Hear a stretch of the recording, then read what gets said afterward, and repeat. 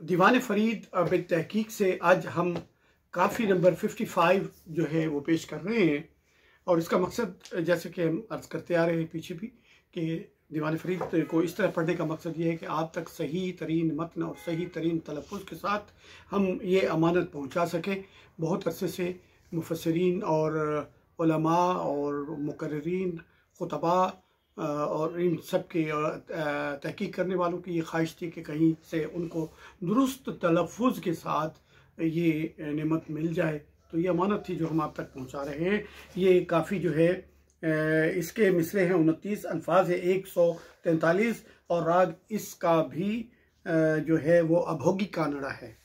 माहिरीन मौसीकी के नज़दीक ना कर बेपरवाही वो यार आमिल सावल माही वो यार।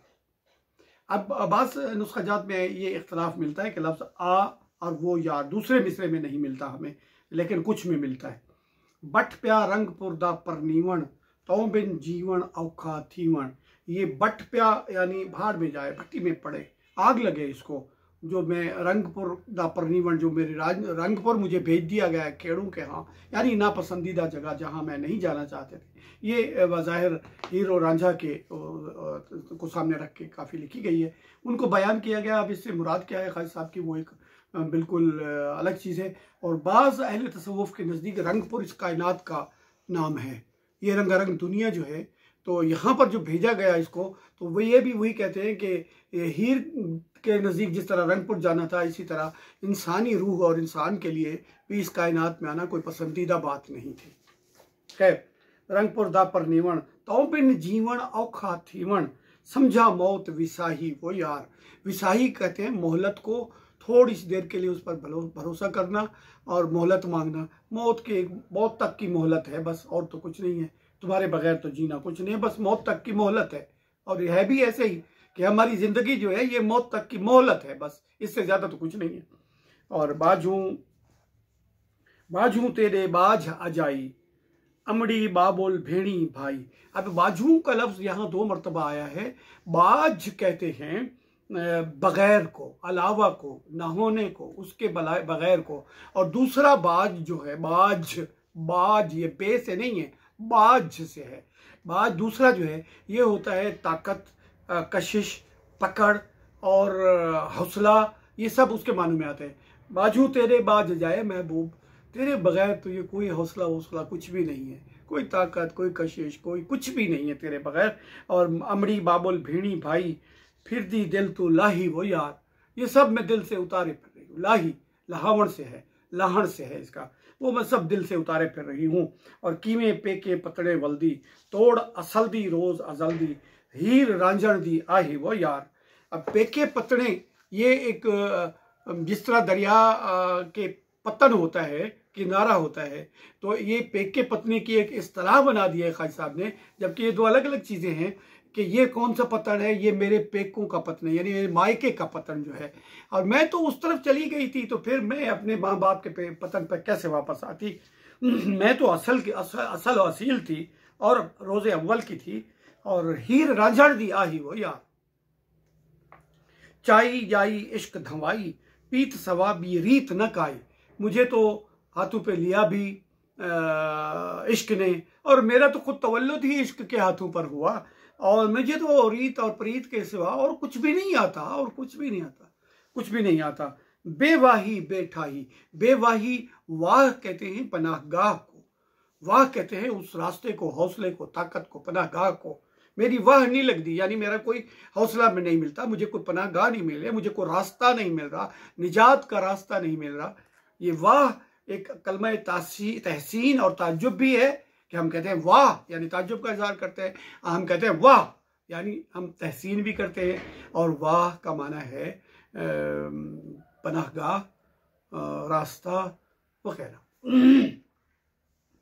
और क्या है जी, बेवाही बेठाही। बेठाही जो चीज़ जची नहीं रही, वो ढपकी नहीं है, लेकिन मैं गुजार रही हूँ, क्या करूँ, जिंदगी भी ढप से नहीं गुजर रही।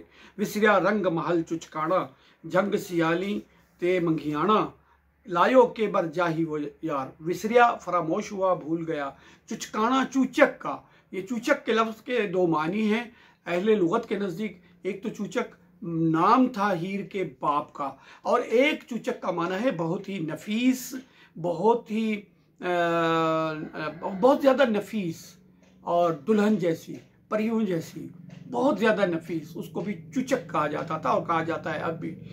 ये नाम था शहजादियों का, और जो बहुत ज़्यादा नफीस होती थी उनको चूचक कहा जाता था। ये ख़वातीन भी रखती थी और मर्दों का भी ये नाम होता था। और चुचकाना और झंग सियाली ते मंगियाना, झंग मंगियाना का शहर हो और सियाल औरतें हों वहाँ रहने वाली। लायो केबर जाही, वो केबर का माना तीर है, तुमने मुझे एक वो ताक कर ठिकाने पर तीर लगाया है। और धूड़ महीदी नूर अखींदा, पाह हंबाह है मान महीदा। धूड़ महीदी, धूड़ महीदी यानी जब ये भैंसें चलती हैं महबूब और उनके पैरों से जो गुबार उठता है वो तो मेरी आंखों का नूर है। और पाह हंबाह, पाह कहते हैं जब गोबर खुश्क होकर जानवरों के पैरों के नीचे गर्दो गुबार में बदल जाता है तो उसको कहते हैं पाह। और हंबा कहते हैं वो जो ये जानवरों के बाड़े से जो कुछ भी निकाला जाए उसको हंबा कहते हैं। मान महीदा, और ये सब कुछ जो है, और वो उस भैंसों के रखवाले, ये सब मेरा मान है। ये महीदा अब दो मानों में होता है। महीदा एक तो है मेरा और एक है भैंसों का, यहाँ दो मानों में इस्तेमाल हो रहा है कि ये मेरा भी मान अंतराण है जबकि ये तुम्हारे ये जो है। और नेम हाल गवाही, वो यार मेरा हाल इस पर गवाह है। और साजू सुर्खी मेहंदी लेसा, कजला पेसा मांग बणेसा, कजला पेसा मांग बणेसा, जे थ्यो मैं डो राही, वो यार अगर तुम मेरी तरफ आए तो फिर मैं ये सारे श्रृंगार करूंगी। आपे तख्त हजारों आया, हीरे कारण चाक सलाया, वो महबूब खुद ही तो तख्त हजारे से आकर यहाँ हीर के लिए चाक यानी भैंसों का निगरान और रखवाला और नौकर कहलवाता रहा खुद को। सट कर शौकत शाही, वो यार वो जो उसका शौकत और शाही थी वो छोड़कर खुद ही तो आया था। और आखिरी शेर है कि बिरहू फरीद थियो से साथी, जैनी रावल पाकर झाती, जादू मुरली वाही, वो यार। और जिस दिन वो महबूब आया और उसने यहाँ एक झलक दिखाई, झाती पाना होता है यूं करके देखना, एक झलक देखना, देखना एक झाती देखना, एक नजर से देखना, इसको कहते हैं झाती पावण। और जिस दिन वो आया महबूब और उसने झांक कर देखा तो उसी दिन से इश्क हमारा साथी हो गया। बिरहू फरीद थियो से साथी, उसी दिन से इश्क हमारे साथ साथ है। और जिस दिन से उसने जादू मुरली वाही, वो यार जिस दिन उसने जादू भरी मुरली बजाई थी उसी दिन से इश्क हमारे साथ है।